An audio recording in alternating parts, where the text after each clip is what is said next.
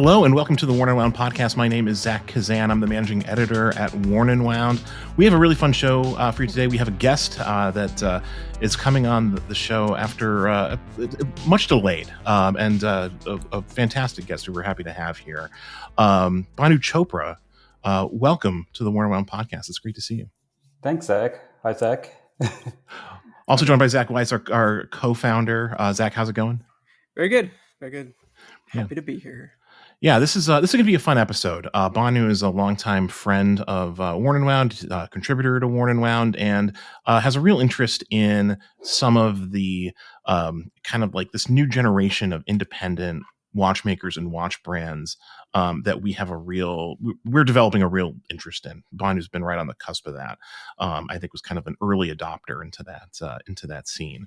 So we're going to talk all about that and talk a little bit about Bhanu's background and watches and watch writing and how he got into all of this in the first place. I'm always curious how people find themselves doing what they do in the watch industry.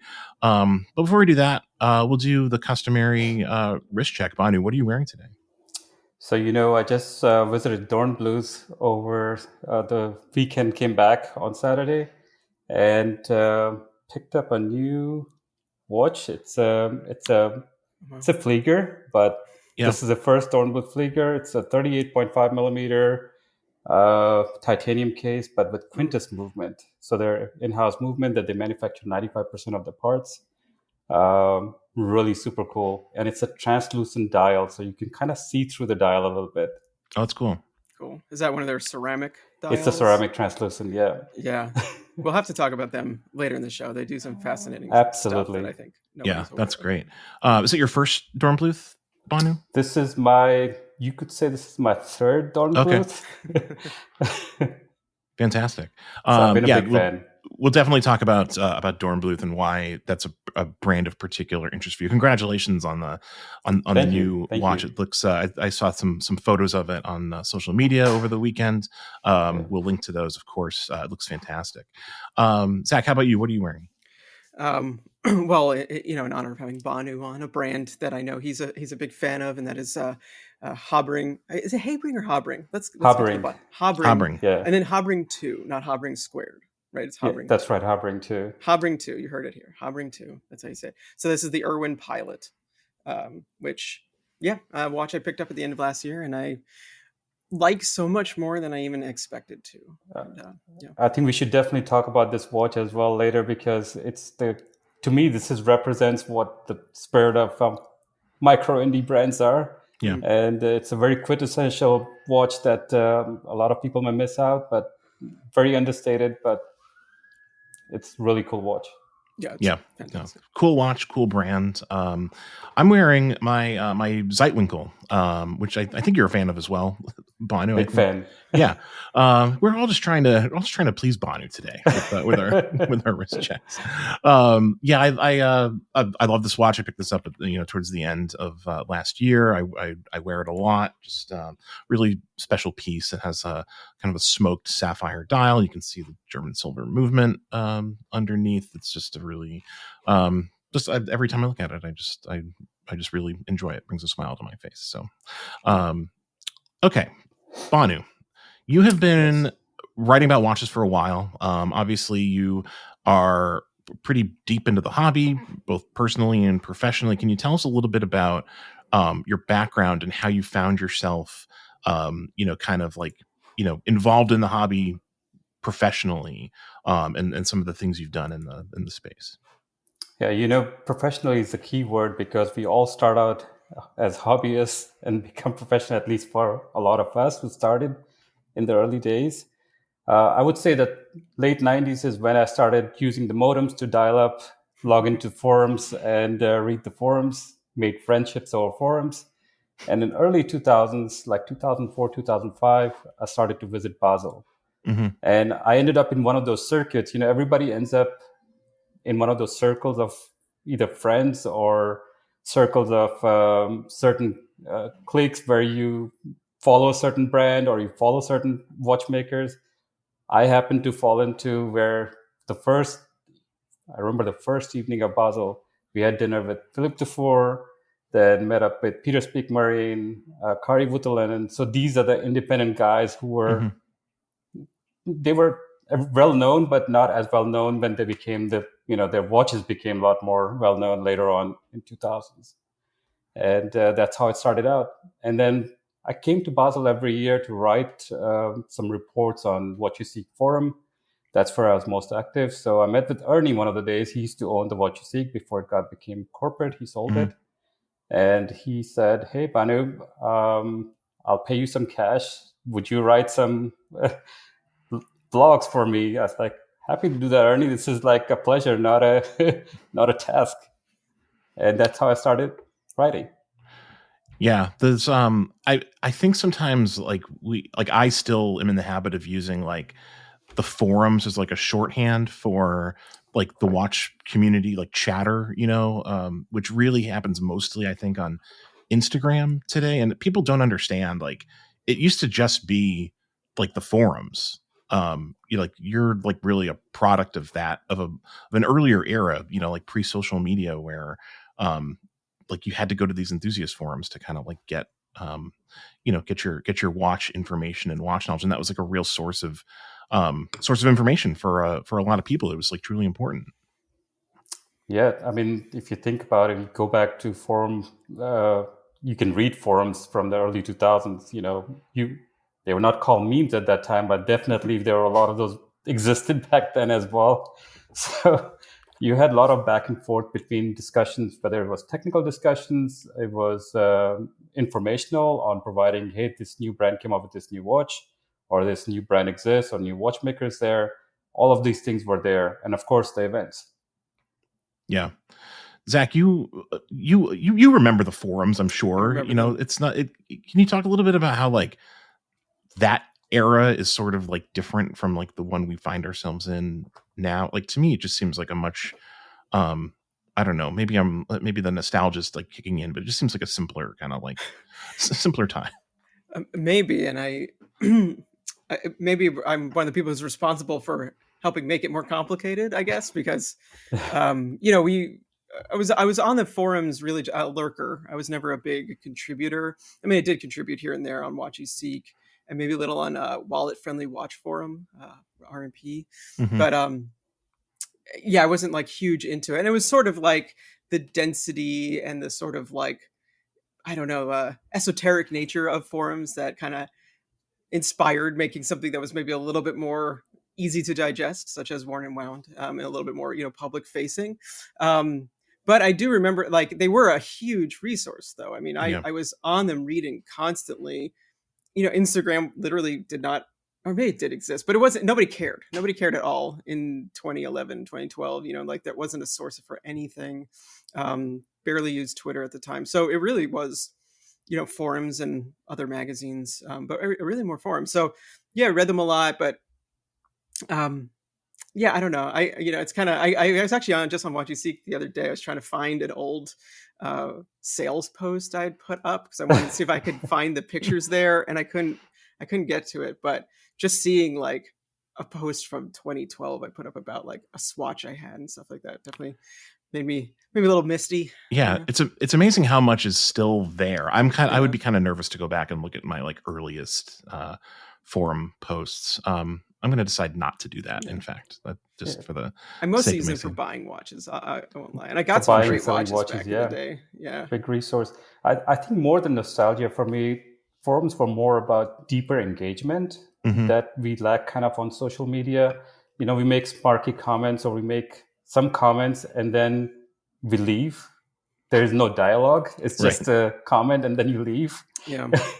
And so with forums, you have deeper conversations. You sat there, you had back and forth and a little bit more discussions, and it led to some conclusion or some sort of way that everybody either agreed to disagree or you agreed.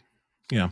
Was that sort of the root, Bhanu, those forum interactions, of your interest in these like smaller independent makers? I imagine you listed some names. I imagine there are other names that maybe you're still in touch with. Maybe Peter Speakmarine, of course, is still around. All everyone you mentioned is still kind of like in the watch world somewhere. But is that sort of like where this sort of interest in like smaller independents kind of came about? Absolutely. I think the very first independent, and I'm not talking about micro brands. I know there's kind of gray area between micro and independents. Yeah. But a smaller independent brand, Chronoswiss at that time, was my favorite brand. And if you were to ask me right now, even in 2025, Banu, which brand would you recommend for your money to go and buy a neo vintage watch? If you have the money, you can go buy a Breguet, neo vintage Breguet, or you can go buy earlier Daniel Roth. Fantastic buys. But if you want to spend $2,000 to $4,000, go buy yourself a Chronoswiss, either a regulator with the early regulator with the hand winding movement, or the newer one that came out with the Anacar movements. Both of them fantastic buys for about $2,000 or $3,000. Same thing for if you want to go, more complications. Jumping hour, those were fantastic watches. I think they're some of the best Chronoswiss put. They were one of those brands that now Habring has taken over, kind of that clever complications that used to be made by Chronoswiss, the old Chronoswiss.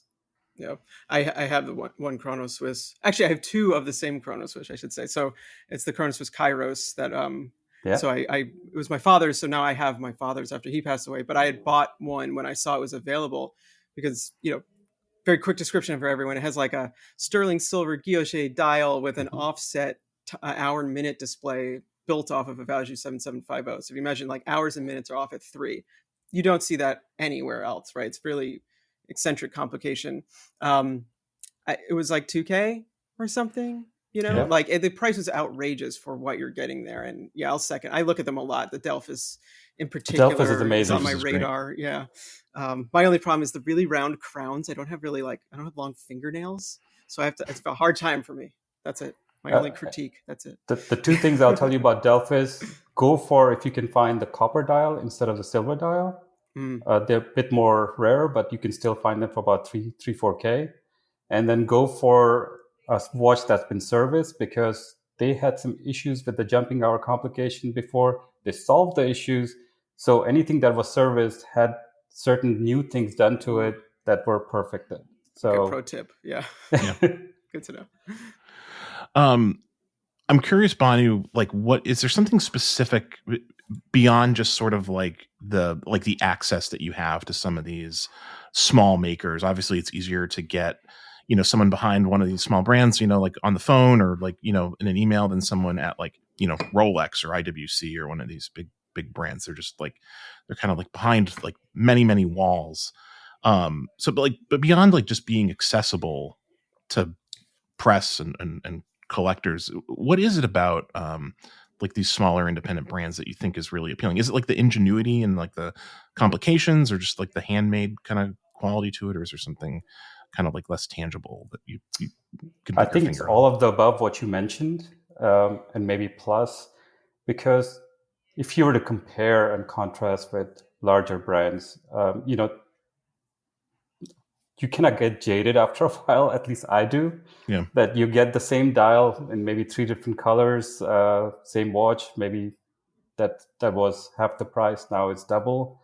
Whereas you go to these small independent brands, they keep the cost still pretty low, and yet at the same time they either provide you interesting dials, interesting case shapes, or interesting movements, complications. The whole package, I think they can. The uniqueness of those watches is a lot more desirable than owning a big brand watch. And then on top of the uniqueness, they also have something additional, that it's their personality that comes along with it. You get to know them, you get to visit their workshop, and you get to see them make these watches. You kind of understand this is not something a robotic CNC machine is doing out there. Mm-hmm. These guys are crushing it there, sitting inside. And if they're truly added, the same kind of cost that some of these big companies added, these watches would be worth a lot more, 3x, 4x more than what they are charging for it. Yeah, for sure. Do you, it seems to me like people are starting to like come around to some of these brands. Like we see it on the website, like just when we write about brands that are, kind of like in this like micro independent space. Like people engage, people seem to, see the posts. They seem to like the posts. I talked to collectors who are more interested in some of these, smaller brands. It just seems like there's like this kind of like slowly building wave of interest, in these, kind of like smaller makers. Is that something you've observed yourself? Because there was a period of time, I'm sure you can remember, when like there just wasn't a lot of interest in these Yeah. brands. And no wait lists, I'm sure. And no wait list, exactly. I would say, I have to credit you guys for this wave of micro indies, and especially you can see here, 2019 was the last time I attended Windup before last year's. Mm-hmm. There was an interruption between with COVID, and I remember in 2019 when Yorkshire with his brands was there, but in the same floor was Ophian. He's been presenting for a long time, Miguel. Brands like Ophian and these micro independent kind of started getting on the circuit with watch fairs like Windup, because they didn't have space at Basel. They couldn't afford Basel at that time. So shows like yours kind of brought them out of the shadows and in front of people.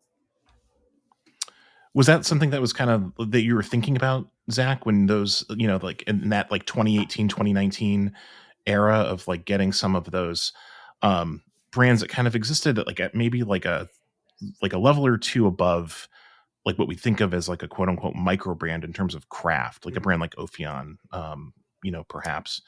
Were you thinking about kind of like getting brands at that level on people's radar in that era?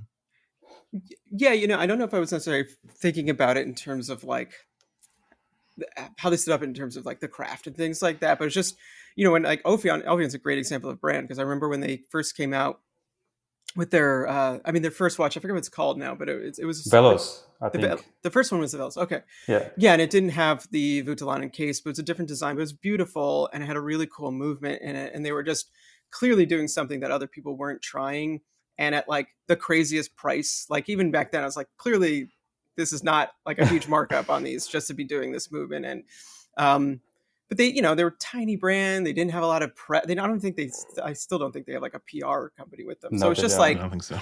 Just like anything we could do to help promote them. And I remember being super excited when they wanted to come, because it's it was coming over to the US and participating in Windup, while certainly less than going to Basel, Rogers and Wonders, is still an expense for a small brand. But yeah, they're the exact kind of thing. I mean, all the Windup brands that are, I'll say all the Windup brands, I'm going to get myself in trouble, but I definitely personally like to push the smaller independent brands and the ones that are trying something a little bit harder per se. I love the ones that are making, off using Miyota movements and everything too, but like the ones that are a little bit daring, I think have a little bit more risk involved in what they're trying, a little more financial risk. Like back then it was hard, and now I think it's really starting to pay off for them. So yeah. That was not a good answer, but I just, no, it's a good, they're the brand I adore. And Jorg too, just to his credit, like Jorg was always so eager to be a part of Windup Watch Fair with Stova. And that was such a big get, because like people knew who Jorg was, the enthusiast scene already knew who he was. And like, he would just get mobbed at Windup. And it was awesome to see, because it was like, he was like a rock star in the room, and if you know Jorg, he's like, that's like a fun thing to combine with. And then he would run the marathon too, because he's like that kind of guy. Yeah, he would run the marathon, but but he came from the forum days. He used to have his own forum, and most of the engagement for him, these people who came to Windup learned about him on the forums, and then they transitioned over to more blogs and exhibitions. But another example I can give, other than Ophion, is last year's Windup when I attended in New York. Even though it was a brand that I would consider kind of swims between micro and micro independent, is the Echo Nutra. Yeah. And the Rivenera watch specifically. Again, using a nice movement that's not common movement. And then this nicely milled case, pretty good example of what something you make so unique than any other micro brands or what's offered out there, even for the big brands. Yeah, the Rivenera is a really special watch. It's like people are still talking. I went to a meetup recently, and like people are still like kind of asking me about the review that I wrote. Like it just it comes up, Yeah. because it's such a unique kind of special, strange watch. There's really nothing else quite like it. And Echo Nitra is a really good example too of a brand that's like kind of doing, like just doing interesting things from a design perspective throughout their line. Yeah, go ahead, Zach. Just very quick, seeing that watch get the reception it's gotten has been very encouraging, I think, to me from like my own personal perspective on design and things like that, because there was definitely a time when that watch I think would have fallen flat perhaps on the crowd, because it just was out of left field and avant-garde, and and like I remember when they showed me a prototype of it like a year before, I was like, this is awesome. And then inside I was like, God, I hope that this goes well for them. Because it's like, it was a risk, and it went so much better than expected. So that's great to see people are receptive now. Yeah.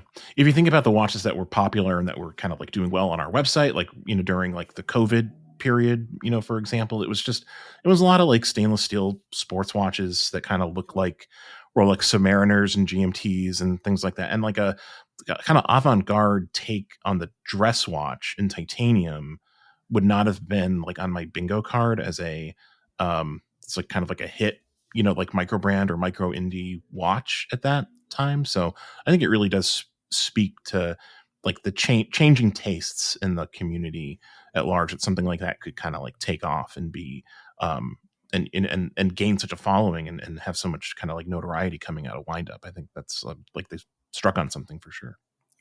Absolutely. Yeah. We've kind of like talked about it. We've talked around it a little bit so far in this conversation, this difference between a micro brand and what we're calling a micro indie.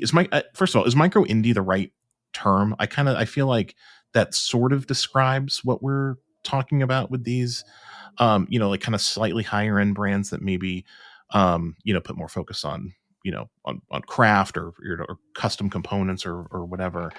But Bhanu, what's your take on like defining this sort of space and the difference between a quote unquote micro brand and whatever Ophion is, or whatever, some of these other brands that we, think about are?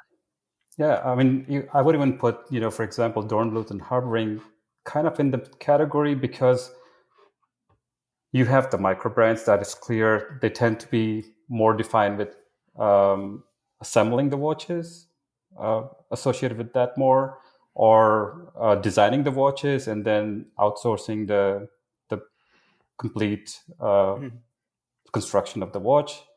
Something unique they offer, but it's done.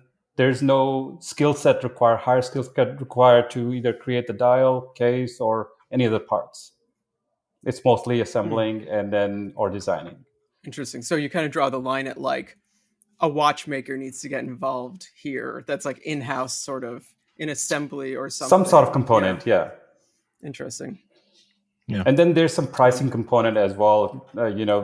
Tend to be micro brands, let's say under 3K. I'm just pulling that arbitrarily. There's usually gray areas where you swim between the two lanes. So you could have an independent brand like Harboring, which offers a perpetual calendar for 20K, but most of their watches lie under 10K. So, there's that big divide in there. And they do most of the components in-house, or majority of them. Does that kind of align with your thinking, Zach, on sort of like where the dividing line is? Do you think it's important to kind of like to have a dividing line in this conversation? It's so hard, and like it's like this should be my resolution this year, was just to like decide on what my own definition is. I feel like last time I was on the podcast, I feel like I said something similar, because I think that what Bhanu said is certainly a part of how my mind wraps around it. It's like there is this other level of watchmaking that goes beyond, designing something and sending it to a factory abroad and getting back a finished watch. And like, there's nothing wrong with it. That's how most people do it. That's how I would do it. That is the reality, especially if you're not a trained watchmaker. You're not from the watchmaking industry. I mean, that's how it's going to be done. And that's most brands right now at this point. but there's just always like things that are going to cross, like Arkin, right? So like Arkin made a complication. They're not maybe assembling it themselves, but they went through a process of development that's sort of very different from everyone else on a sub $1,000 watch. Like, I don't know what you do with that. You know what I mean? And Ophion, I don't think they're assembling, but they went for a higher end movement. They took the labor and they've sourced some crazy, manufacturers. Another one to throw in there, and I'll say this without knowing fully like their manufacturing chain, but like Fleming is almost very high end version of that, right? Like they're outsourcing components from the top manufacturers, but are they putting anything together themselves? I don't know. I'll give you a better example. Ming, for example, how they started out. Ming was a great example of, design wise, it's their philosophy, but everything was outsourced for making. And now they kind of are streamlining along with other brands to do some of the assembling themselves and some of the parts themselves. Yeah. So where does Ming is Ming a micro or a micro indie, or are they like a pure I would say they're swimming between micro indie to indie. That's where they're swimming. Yeah. It's like probably like microbrand is within the independent sphere, and then there's like a micro independent. Yeah, because then when does it become independent? Like that next Yeah. But it's at the same time, I feel like you use the terms and we all kind of know what each other means. You know what I mean? Right. I think it's so. Hard to pin down. Yeah. I think that's true when I think like the three of us would probably agree that like we would never use the term microbrand as a pejorative. Like there's nothing wrong with being a microbrand. No. Like I think there are many brands that sort of like fully embrace that that term and proudly call themselves microbrands. There are also brands that like are called microbrands and they might resist that that term. But I think all of us agree, and I think most enthusiasts, Warner One podcast listeners, Warner One blog readers would agree that like there's nothing wrong with being with being a microbrand. It's when you start kind of that conversation that we talked about on a recent podcast, Zach, of like who would pay X number of dollars for a micro brand, where you start kind of like seeing it as a like a lesser watch, where these definitions kind of become a little bit more I don't know if like they become more important, but like they become like the conversations become more interesting at that point, for sure. Yeah. I wish I could draw like a good line between it and like beer or something. I just don't know enough. You know what I mean? But it's you definitely feel different if you're getting like an IPA from a local brewery versus a Sam Adams or something like that. But it's like it's still good to like a Sam Adams, I don't know. Right. Or Sierra Nevada, they're big. That's as far as I can go. I don't drink very much beer anymore. Sorry. I'll give you two examples. I think that kind of, in my mind, to me, start as clear-cut definition of a microbrand. I'll give one example, and I think they participated in Wind Up Fair early on. Was Eric from Havantawali. Do you know Havantawali? Sure. It's a Taiwanese brand. Yeah. He's a one-man machine. He's doing everything. So he's getting the cases and movements from Germany, but he makes his own dials. He uses paper and he uses different techniques to hand make his own dials. And then he assembles them together. This is not something, it's he's making very few watches a year. And then recently when I wrote about Thomas Schnelle from Munich, also used to work for Chronoswiss, is taking vintage movements, Longines movement, refurbishing them, and then putting them in a case that he designed and he manufactures with his own hands with interesting crystal. So these are things that somebody has a watchmaking skills, is doing them, and still selling them for about 2K price or under 2K, well under 2K for Havantawali, I believe. Yeah. I'm glad you brought up Thomas Schnelle, because that was a fantastic article. We got a great response to that. Great. And I had many conversations on Instagram with people who came across that article and found the story interesting and tried to get on his list. Apparently he's like closed his books, I think. You guys crashed him. Sorry. Yeah. Let's dive into that just a little bit specifically, because I think that's an interesting story. If people haven't read the article, of course we'll link to it. How did you get kind of like turned on to him, and just kind of like take us through that article if you could, and sort of like, what makes his process special, because he's a really, to me, like, he's almost like a pure independent in the way that he kind of like works by himself and like does so much by hand and on his own. But tell me your thoughts on Thomas Schnelli. So Thomas Schnelli, I came across him in What You Seek several years ago, when he started this whole project of his. He was trying to restart. Really looked at it, didn't really pay attention to it that much, kept it in the back of my mind, and then forgot about it. And then a mutual friend of ours kind of mentioned him again recently, like a couple of years ago. And then I said, I should definitely reach out to him. Can you give me his email? And so he introduced me on the email. I reached out to him. I said, I'll come visit you in Munich. So finally, timing worked out well. I visited him last year. And pretty impressed. Very down-to-earth person. It's literally a room just full of his workbench and bunch of machines. And he's working on it himself. There's no watchmakers. There's nobody else there. It's just him doing this. Yep. And, having a conversation with him, he says, if people come and visit me, usually it's a better chance of somebody getting a watch, because he usually doesn't have that many people come and visit him. So he's surprised that people actually come to visit him. So that always helps him to get to know the people as well, and what people desire. And this is how it started out with Thomas Schnelli. Yeah. What's his annual production approximately? He says he's trying to make more. He currently makes maybe 2 watches a month. Mm-hmm. That's pretty many watches. That's like, that's a pretty, like, I mean, that to me indicates like a pretty serious, like, level of, just like doing it on your own. It's like, if you're making 2 watches a month, you're, to me that indicates you're doing it slowly, doing it methodically. And this is another watch kind of similar to the Echo Nutra, the Rivanera. The Rivanera, like, in a form factor and just in a style that, like, I feel like would not have caught on in a major way just a few years ago. So it really does point to, like, changing trends, or like maybe a maturing collector, in the space that's kind of more interested in those types of watches. Absolutely. Yep. Yeah. Do you see any like interesting trends developing in the micro indie space? Something Zach and I were kind of talking about last week when I was in the offices. It seems like a lot of these watches sort of have like the skeleton's the same. Like they kind of have like circular case, maybe like a like a guilloche element, like maybe like a sector design. The movements they're using typically, will have like a small seconds at 6. They kind of like, there's like a micro indie look, I think, sort of like developing.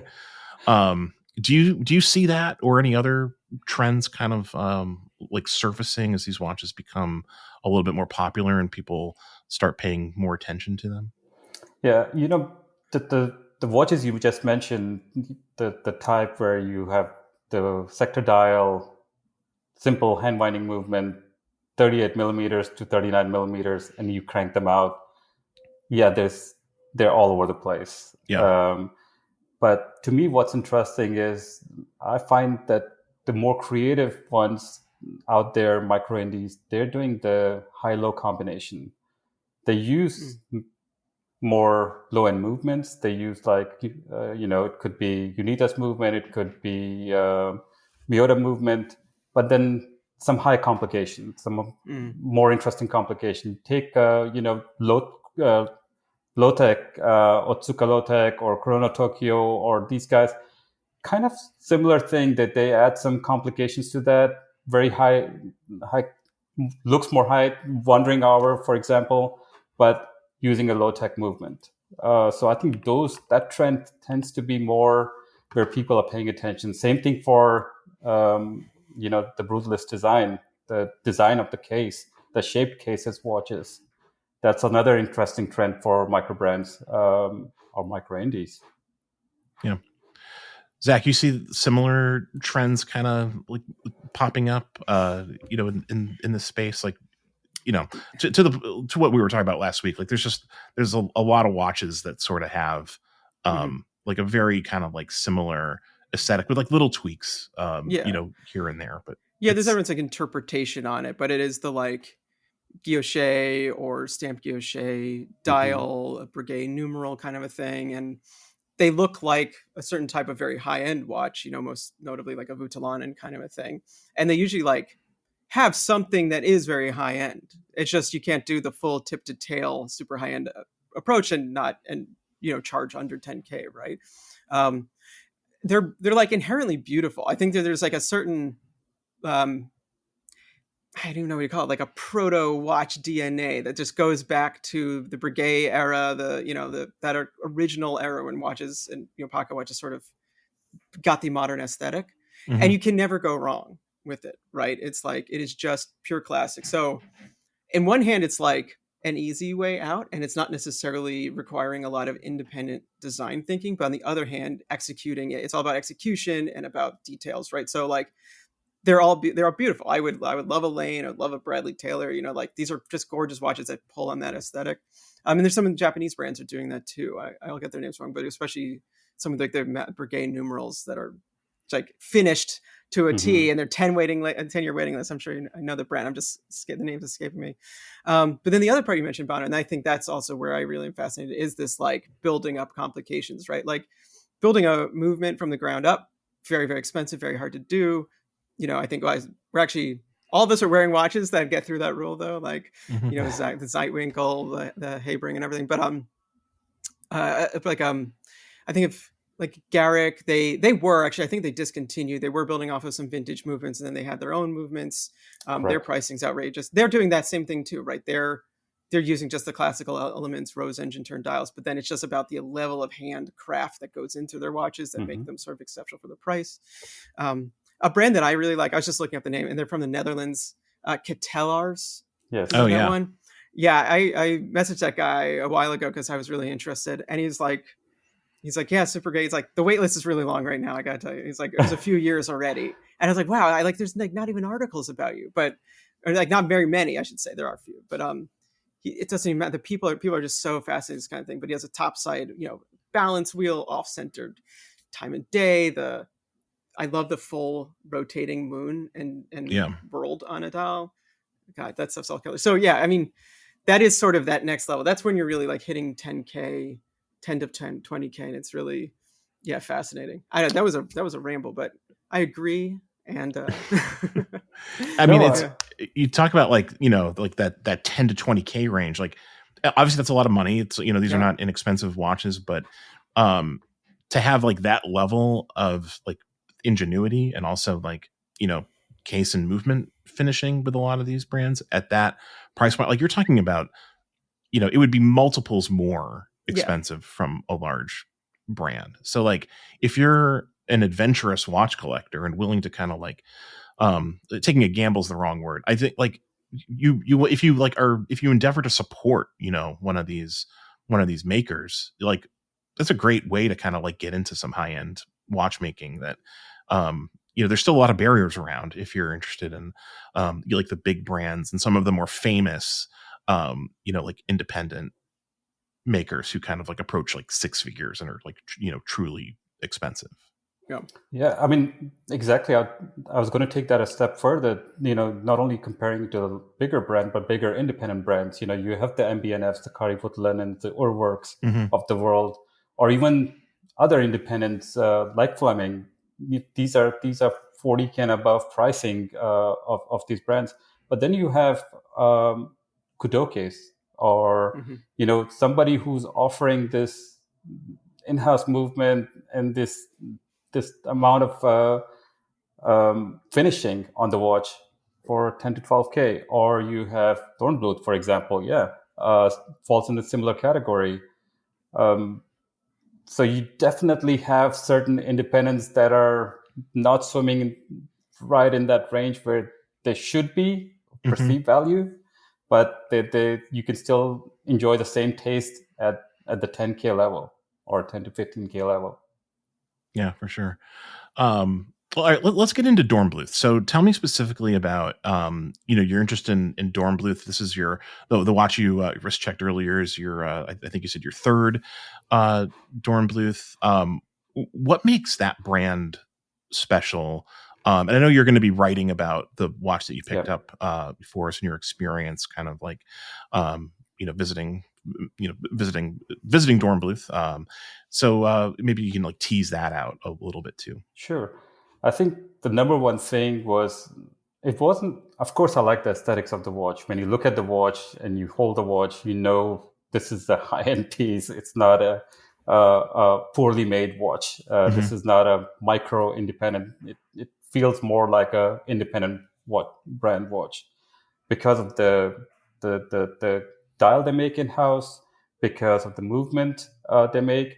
Of course, some of their normal movements are based on Unitas Ebosh, but they take it to a little bit higher finishing and add their own bridges. They still use a 3/4 plate. They use the Glashütte 3/4 plate for most of the movements.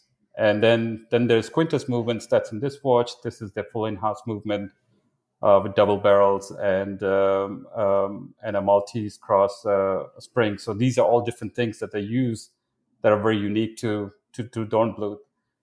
But the most important thing that I was impressed with is visiting them. The very first time I visited them in 2000s, I was like walking into some, hey, this doesn't feel like walking into Hublot factory or walking even into, say, Kudoke or Moulet Glashütte factory. There's no CNC machine. There's absolutely zero CNC machines. These are using machines from the 50s and 60s. And then some of the gray ones, maybe I recognize from 70s because they switched from the beige color to the gray colors. That goes from 60s to 70s. and they use pantographs to do the engraving. They don't use any other machines. So this is pretty special. This is when they talk about handwork. This is handwork. Yeah. Using old machines, and this is truly, the funny thing is I've known their dial maker for such a very long time, maybe at least 15 plus years. Her name is Ute. She's about 5'1", short woman, and she is such a brilliant woman. I mean, she can show you how she can do a ceramic dial or this thing, a really high-end finished dial. In a matter of minutes, she can show you this process. And really impressive. Just the knowledge of dial making is really impressive. Yeah. So this is something you don't see ordinarily you don't experience this in a very micro independent brands. You don't experience this in the $7,000 or $5,000 watch. You're not going to experience that in most 20, 30, 40. I Exactly. mean, that's really in a crazy aspect of their watches. Like, which I honestly, I feel like I hear and then I forget and then I hear again and I'm blown away by again. But I don't have one in front of me. I've maybe seen like one or two in my life. Like they're not watches that you stumble across normally, at least, even at a wind-up watch fair. That's not a watch that I've seen on very many wrists. I mean, there's not that many out there compared to a lot of other brands. Bhanu's got most of them. Bhanu's got most of them. I'll wear this to watches and wonders. Come on, guys. Okay, perfect. I'll see it there. But just like something with this hot ring I have, it's like that I can't quite articulate is exactly why I like it so much, which might sound silly, right? Because it's the Irwin Pilot. It's the design is a early 20th century pilot watch design. It's got cathedral hands, it's got pad printed dial, it's got a very straightforward steel kit. Like the watch itself doesn't have this like big wow factor to it, and yet I like it so much more than any watch I've had that's like it. And I'm kind of wondering with the Dornbluth, like, in your head that this craft went into it, but it's not like looks scrappy because it was made by hand. So like, how do you appreciate that when you look down at it? Like, what does it do for you? Or is it purely ambiance almost? Like, for me, it's emotional. I would say watches are not, I can technically appreciate them, but emotional has to come first. So if I see a watch, and I can tell you, I have the same harboring watch the Pilot's one. And what's special about that watch is the dial. I remember that dial came out before Patek came out with their Calatrava Pilots, and that everybody was pinging me, "Hey, that looks like you're hovering." So that dial is something special, but it's when you see the ticking of the seconds, and you see, hey, is this a quartz movement? No, this is a deadbeat seconds. And you have executed it on the Pilot's watch that's so simple, a deadbeat seconds. That's brilliant. It's like theatrics on a simple stage, This is the high-low. Yeah, it's very if you know kind of a watch. Certainly if somebody just sees it on my wrist who knows only X amount about watches, like my own knowledge 10 years ago or something, I'd say, oh, wearing a quartz field watch. That's cool, Yeah, it's exactly. like, haha, but flip this over, I think another part of that emotional connection, Bhanu, and I think you'll probably agree with this, is like knowing the people behind the watch, like creates a connection like to the physical object. Like the Dornbluth is special, probably because you the woman who makes the dial, and you appreciate her craft. I bought the Zeitwinkel. I decided to buy the Zeitwinkel after like meeting the Zeitwinkel team. Like that's what kind of like that's when it like clicked for me, when I really understood their philosophy. And when I wear this watch, like I think about the people who made it, and that's a really important piece of all this too, I think. And that's something you don't get, or at least not in the same way, if you put like a modern Submariner on your wrist, like, which has its own interesting manufacturing story for sure, but it's not like a personal one, necessarily. So I think that's another kind of like important piece of this. And like one of the things I also wanted to talk to you about, Bhanu, is like you have such incredible access to all these brands. You're based in Prague. I don't think we've mentioned that yet, but when we talk about articles you're working on, you talk about like kind of like just like driving to Germany or driving to Switzerland or whatever to kind of like go to an atelier or a workshop or a factory. And I'll say I'm very jealous of that, of having that opportunity to kind of like, to see to have so much access and to see all these places and form those connections with brands. But can you speak a little bit about what it means to kind of like get to know some of these people, at these brands at that level? Absolutely. I think you, first of all, 100% right. I would consider myself also lucky because of my wife and family that I got to move here as well, relocate to Prague. But Glashütte is 45 minutes drive without traffic, maybe 1 hour with traffic. So it's easy peasy to drive to Germany and other places, to Austria also. However, I don't like to visit big brands. Yeah, I'm not making excuses for this. I think when I worked for Revolution, even my management was not super happy with me because I didn't prefer to visit big brands and also go on their big journalist trips on yachts and stuff. Yeah, I prefer having a coffee or a beer with somebody. To me, I like to get to know somebody, and you connect somehow with somebody. That's more deeper connection is important.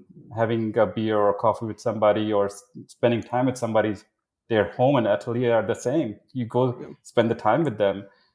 That to me is more interesting, and for that I'm very grateful that I have access to that. Just driving, all it takes is getting in the car and drive. I feel like that also really just speaks to sort of like Worn and Wound's and Zach and my like own, I think, appreciation for these things. It's these brands just have such a different attitude than the larger brands, and it's like it's the approachability to them as people, and the like sort of the fact that they can make these products that cost whatever. I was just thinking about Armin Strom and like meeting Cloud like last year around Windup, and like they had a meetup at the back of a bar serving burgers and fries with beers, and they're wearing hoodies, and they're handing around $120,000 Resonance watch. And it's like, to them, like they are not the what you imagine, the suit and tie and Very white unassuming. gloves, unassuming, Yeah. and there's no pretension. It's just they make an incredibly high-end, beautiful thing, but that doesn't mean that they have to be like stuffy about it. And that's a little bit different than the like high-end luxury world. You know what I mean? Yeah. And yeah, it's like it's that you can be comfortable around these individuals. And another one I was thinking of that when I was sort of convinced to buy a watch because of the people, is a Garrick I'm waiting on. Dave, Rodriguez. I met Dave at the British Watchmakers Day last year, once again at the bar. And once I met them, and I was just like, these guys are hilarious. They're like, the way they talk about watches, like they're funny, but they're so passionate about it. But like, there's like they're the least pretentious people you've ever met in your life. They're salty, they curse a lot, and it's just like, these are my kind of people. You know what I mean? I want to buy their watch. This is how it is.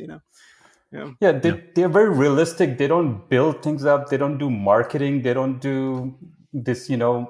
My grandfathers made this thing out of bones, and then I'm putting those bone pieces inside the watch. No, it's they just tell you like it is. This is how it is, guys, and it's being realistic, and I love that about it. Yeah, for sure. It's it's a special thing when you can make a connection when like a brand's or a watchmaker's outlook on not just like the watch world, but just kind of like the world in general kind of lines up with yours. It's something we talk about here a lot, is like thinking about where you're putting your money, when it comes to buying a watch. And like, if you can put it towards if you can put it towards a watch with a maker who you align with, who you feel like you're a part of their crew, kind of like, all the better. Bhanu, I wanted to ask, kind of in our like closing moments, one of my favorite things about the Thomas Schnelly article that you wrote is you talk about like going out and having like beers and cheeseburgers with Thomas Schnelly, and it's like such a down to earth thing. Do you have any other kind of like favorite experiences with brands or with watchmakers that you can share? Anything that like really stands out? Because you've been doing this for a long time. I'm sure you have like a million stories, but maybe just like one or two that are really special. Going back, I don't have any stories on yachts with any of the brands because they don't have yachts. They don't have yachts. They don't even have boats. But so I would say the most of my stories turn around these visits. Sometimes you don't know what to expect. You go in with the open mind. I usually go with the open mind. At first, I never say no. I always go with the open mind, and then at the end, I'll tell you, okay, I'll be very open about this. This is something I wrote about, and hopefully, I think it'll be published on Modern Bound soon. It's about Aristo brand. I would consider them like a microbrand. Microbrand. Let's just put it that way.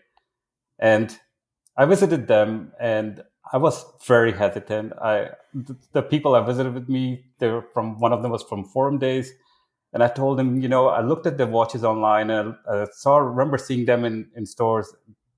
They're kind of not my style of watches, let's just put it that way. And what do I expect to go in the factory and see just the normal BS?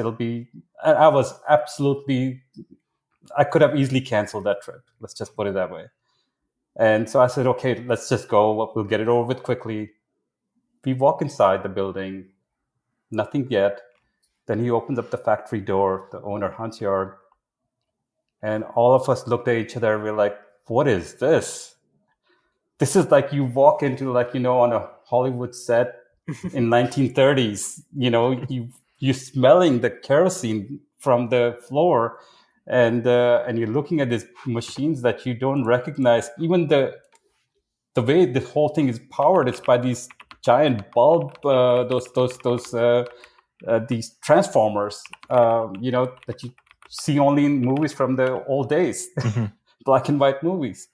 And so then I was like, okay, this is interesting. This is getting interesting. And then as you peel deeper and deeper, you get to discover things that are a bit more deeper than you thought it was. I assumed that this will be what the watches represent I saw on online or on the shops. But it turned out to be completely opposite of what it was. And pleasantly surprised. In fact, I went back again. I was so impressed. I was like, I got to go see this again just to get the visuals of what I saw. Yeah. And it was pretty impressive. Yeah. The Aristo piece is a good one. That'll be, I'm not sure if it'll be on the website by the time this podcast goes out, but if it is, we'll definitely leave a link to it in the show notes. It's nice to hear that, even after doing this for as long as you have, you can still be surprised. That's sort of the thing that kind of fuels me is, like the discovery aspect of this hobby and Exactly. sort of like, not really, always keeping an open mind, like exactly to your point, just, being able to, see things with open eyes and, not having like preconceptions of, what a brand, may or may not do. But that's, thank you for sharing that, Bhanu. That's a cool story. What about your stories? I'd like to hear yours. What impressed you? What visit of a watchmaker impressed you the most, Zach and Zach? So I also have not been on a yacht with a watch brand. But I'll go ahead and say, a trip that I was on with you, Bhanu, with Robot last year, was really impressive. It's a brand that I honestly didn't know too much about, kind of going into last year. I had my first experience with them at Time to Watches in Switzerland last spring. And was very intrigued, and certainly wasn't going to pass up an opportunity to to see them in Prague, a city I had not been to, which is an incredibly beautiful place. You're lucky to live there, and very small operation. But I was impressed with the amount of customization that they do, kind of internally in a very small space, and the levels that they go to customize a watch and to do as much as they can in-house. Obviously they're still sourcing certain components and doing a lot of assembly, but they do make stuff there. And I was just very impressed. No, I agree with you. I think for me the surprising part of that visit to their manufacturer was I would describe their manufacturer as 2 rooms. Yeah. And with one smaller room where they did the dial customizations with the colors and stuff. But just 2 rooms. For the amount of output they have for the watches coming out of the 2 rooms, it's impressive. Yeah, for sure.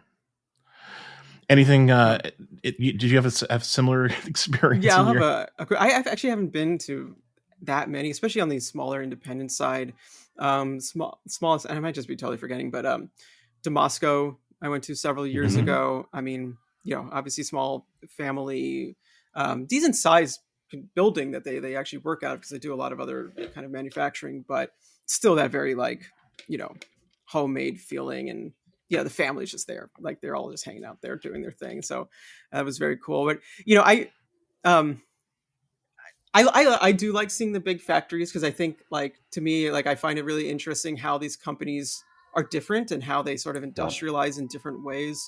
So the 2 most recent I've gone to were Grand Seiko, or the Seiko factories in Japan, which is several, and Tudor's newest facility in Loloc, which has a floor of robots. And it's just 2 different worlds producing similar products, but in a very different way. And you get very different feelings from the factories, both really interesting. And in Grand Seiko, there's a lot more hands-on work going on there that you get to see. And so this is a funny moment on that trip where I feel like I kind of accidentally almost offended people, but I really didn't mean to. We went to an area where they were just they were laying diamonds into watches. There were it was just an open floor, and there were the craftspeople putting the diamonds in the watches, and there was windows there looking out on the driveway and everything. And I was just like, what's your security? How is this? How people could smash through that window and come in and rob? And they're like, what do you mean? That doesn't happen. And I was like, you go to a Swiss factory and getting to the gold and the diamonds, they take you through a labyrinth so you don't know where you are, and you're not allowed to take photos halfway. It's such a different world, and I don't know. But I love that was Grand Seiko, because that's right. You're still, it's such a different company, and that you can still sort of feel in the product, even though they're producing on such a larger scale than most brands. But I ache to go to more. I really do. I think you definitely described that very well, because having a perspective of both these bigger factories, and you learn to appreciate both sides of things. There's nothing wrong with a complete floor full of robots, performing certain tasks, because it lowers the prices. That's why Tudor offers great pricing on their watches, because they're able to automate some of that stuff. And then also you get perfect watches out of it. So there's plus and minuses for everything. Yep. And they spend the money, they push the technology. Sure. 10 years from now, a smaller version of that's available for an independent watchmaker that helps them become more efficient. So it's sort of And for Grand Seiko, I have mad respect for Grand Seiko, because that's that definitely, when it comes to quality, I think they offer better quality in a lot of Swiss brands. Brands. For sure. Bhanu, this has been a real treat to chat with you on the podcast. It's been great. We could talk for another couple hours, I'm sure, about trading war stories with some of these micro indies, and it's always a real treat to talk to you. I have to say, it's just a real. Every time we post a Bhanu article, I'm just incredibly proud to have your name on the website, because thank you. You're someone I've kind of always admired in the in the watch world, and been so supportive to me over the years, and it's just it's really great to have you as part of the Worn and Wound community, and particularly to kind of evangelize for these small micro indies, if we want to call them that. Thank you for the opportunity, both Zach and Zach. It's really appreciated. I'm very humbled, but I wouldn't go in anybody else's company but your guys' company. I love it. I think you keep it down to earth. That's why I love what Worn and Wound does. And same for Wind Up. I think definitely you guys are the inspiration for a lot of the other industry folks. Thank you. Thanks for saying that, Bhanu. It's certainly appreciated. And thank you again for coming on the podcast. It's been a real treat, and I hope our listeners enjoy it. And thank you to the listeners for tuning in again to the Worn and Wound podcast. We do always appreciate it. Leave us a message in the comments. Let us know what you thought of this episode, and be sure to subscribe if you're not already subscribed. We'll be back next week with another new episode of the podcast. Until then, take care.